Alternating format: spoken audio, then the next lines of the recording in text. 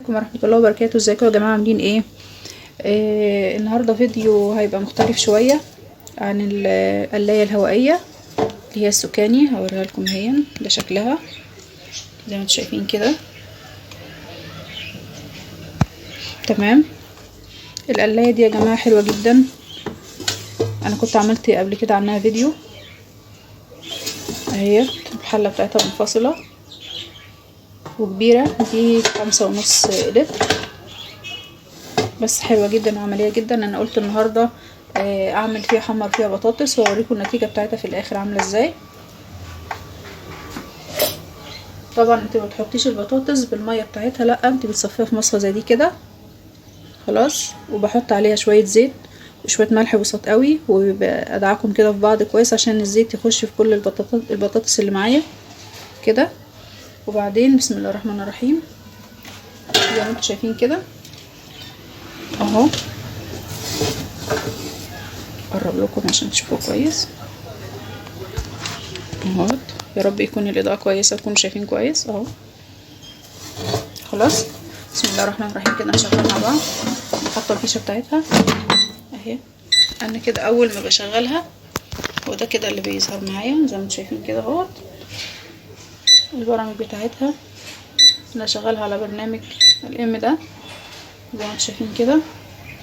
ده برنامج اهو البطاطس اهو على درجة حرارة 200 لمدة 15 دقيقة. انا هزود شوية، يعني هزود معلش هنا من هنا كده، ده تايمر الوقت وده درجة الحرارة ودي البرامج خلاص، وده الاوف وده الاون.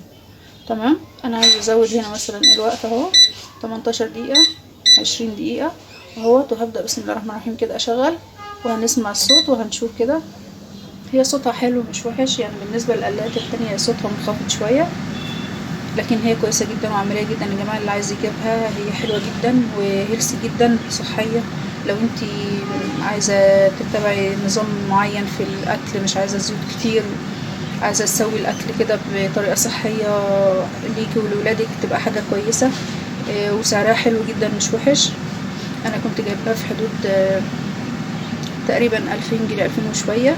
انا جايبه بقالي كام شهر اهو تقريبا. كنت عملت عنها ريفيو قبل كده بس يعني ما انتشرش قوي، فاتمنى ان شاء الله انتوا تدعموني بلايك وسبسكرايب على القناه عشان القناه تكبر كده بيكم، وان شاء الله يكون الفيديو يعني بيفيدكم باي حاجه.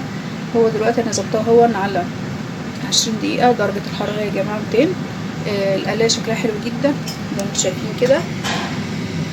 البرامج بتاعتها اهوت وشكلها حلو جدا. الشريط اللي فيها ده شكله شيك جدا جدا مع المقبض بتاعها كمان. انا حاطه على المقبض بتاعها بتاع ده ستريتش، ورق ستريتش علشان احافظ على الايد بتاعتها. انتي مش عايزه تحطي براحتك، بس علشان يعني افضل محافظه عليها شويه. وهي حلوه جدا وعمليه جدا جدا جدا وجميله وبسيطه مفيهاش اي حاجه خالص، وبرامجها كمان سهله جدا. هي بعد ما تخلص هوريها لكم، هي بتدي صفارة انذار كده بعد ما بتخلص، هتنبهني ان هي خلاص كده خلصت وقامت بدورها ان شاء الله.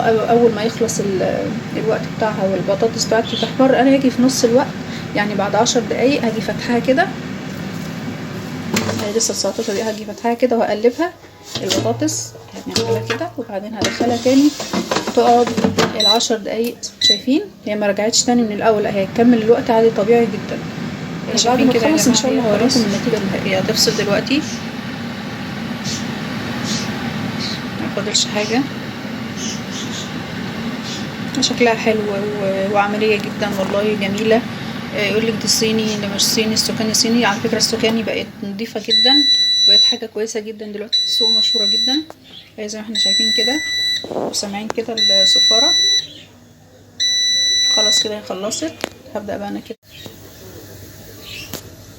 هبدا كده. بصوا اهي البطاطس بتاعتي اهيت